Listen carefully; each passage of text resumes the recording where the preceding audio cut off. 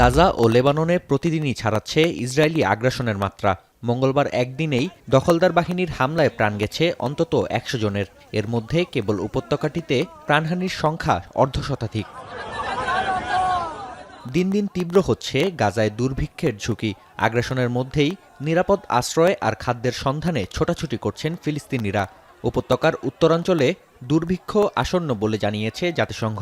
নিরাপত্তা পরিষদের অধিবেশনে সংস্থাটির পক্ষ থেকে অভিযোগ জানানো হয়, ইচ্ছাকৃতভাবে গাজায় সহায়তা পৌঁছাতে দিচ্ছে না Israel. Essential commercial goods and services, including electricity, have been all but cut off.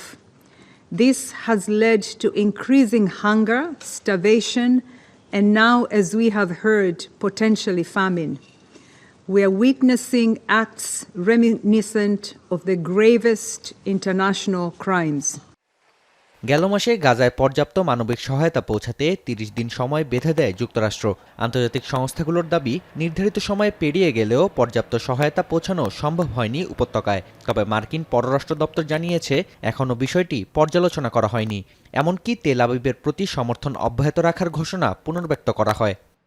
We at this time have not made an assessment that that the Israelis are in violation of U.S. law.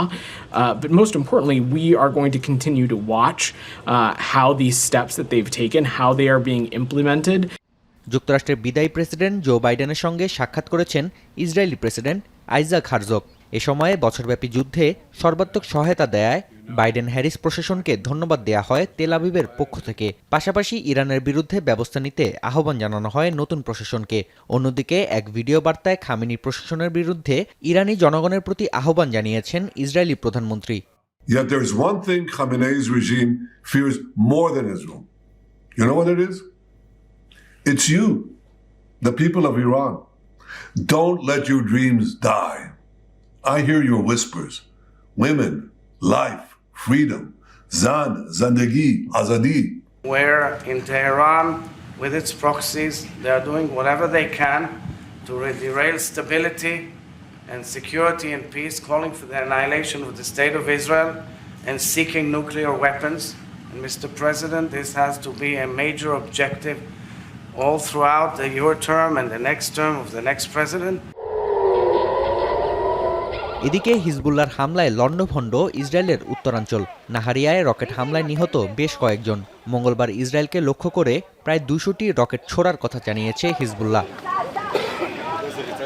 Nafi Arman মনন, এখন বিশ্ব।